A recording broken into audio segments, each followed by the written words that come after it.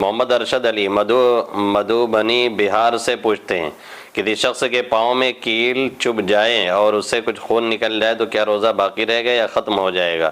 نیند اگر TET wait کا انجیکشن دینا ہے تو اس سے کیا روزہ ٹوٹ جائے گا یا باقی رہے گا؟ دیکھیں، خون نکلنے سے روزہ نہیں ٹوٹتا ہے۔ خون کم نکلے زیادہ نکلے اس سے فرق نہیں ہے۔ زیادہ خون نکلوانے سے اس لیے منع کیا جاتا ہے، جو ڈونٹ کرتے ہیں خون، اس سے منع اس لیے کیا جاتا ہے کہ ہو سکتا ہے کمزوری آ جائے، روزہ توڑنا پڑے، اس لیے منع کیا جاتا ہے۔ باقی جو سرین وغیرہ میں نکلتا ہے یا جیسے آپ نے فرمایا کہ کیل چبھ گئی نکل گیا تو اس سے کوئی فرق نہیں ہے، اور انجیکشن سے کسی بھی انجیکشن سے روزہ پہ کوئی فرق نہیں پڑتا ہے۔ محمد اعظم پرتاپ گڑھ یوپی سے پوچھتے ہیں، پوچھنا ہے کہ اگر کوئی شخص کسی طبیب کے مشورے سے بوقت عذر بحالت صوم نمک پانی سے کلی کرے تو اس سے اس کے روزہ کو کچھ ضرر ہوگا یا نہیں؟ دیکھیں، اگر صرف غرارہ کر رہا ہے اور صرف ذائقہ مل رہا ہے زبان وغیرہ پہ تو ظاہر اس سے روزے پہ کوئی فرق نہیں پڑے گا، اور ہاں لیکن یہ کہ اگر پانی کے قطرے حلق سے اتر گئے تو روزہ کا کام تمام ہو جائے گا۔ احتیاط اسی میں ہے کہ آدمی نہ کرے، بہت مجبوری ہے تو بہت احتیاط کے ساتھ کر لے۔ ذکی اللہ جلال پور امبیڈکر نگر یوپی سے پوچھتے ہیں، رمضان میں وطر کے بعد نفل پڑھ کر اجتماعی دعا کرنا کیسا ہے؟ ایک صاحب کہہ رہے تھے وطر کے بعد سب لوگ نفل پڑھیں پھر امام صاحب دعا کرائیں، کیا درست ہے؟ اگر کوئی خاص وجہ سے کسی وجہ سے کبھی لوگ اس طرح کے عمل کر رہے ہیں تو کوئی حرج نہیں، باقی یہ کہ ایک عام معمول اس طرح کے رکھنا ظاہر ہے جو چیز ثابت نہیں اس کا التزام درست نہیں ہوتا ہے۔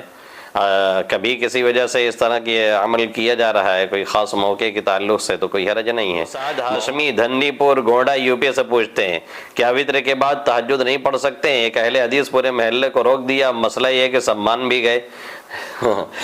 وزیریں چنی اور شہریاریں چنی، بتائیے اب لئے گفت و کمینہ باور کرد ایسے ہی موقع پہ کہا جا سکتا ہے؟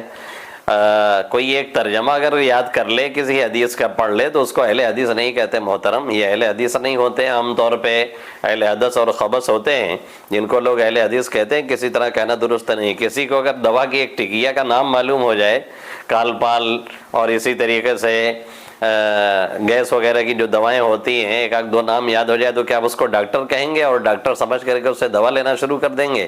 میری جہالت کی باتیں ہیں، ایسے لوگ ٹہل رہے ہیں جو خود گمراہ ہیں اور دوسروں کو گمراہ بھی کر رہے ہیں، اور افسوس یہ ہے کہ لوگ ایسے لوگوں کی سن بھی لیتے ہیں اور مان بھی لیتے ہیں۔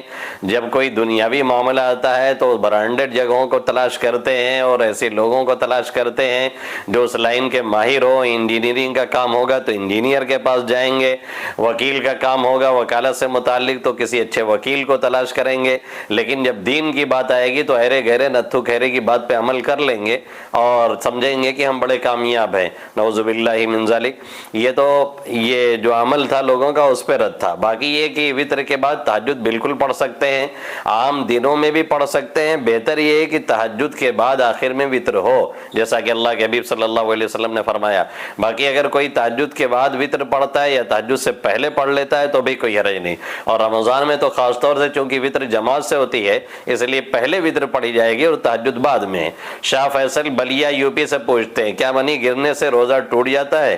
اگر احتلام وغیرہ ہوا تو اس سے کوئی فرق نہیں ہے، اور اگر اس طرح سے کوئی حرکت کی گئی ہے اور اس کی وجہ سے انزال ہوا ہے تو ظاہر روزہ ٹوٹ جائے گا اور اس کی قضا لازم ہوگی۔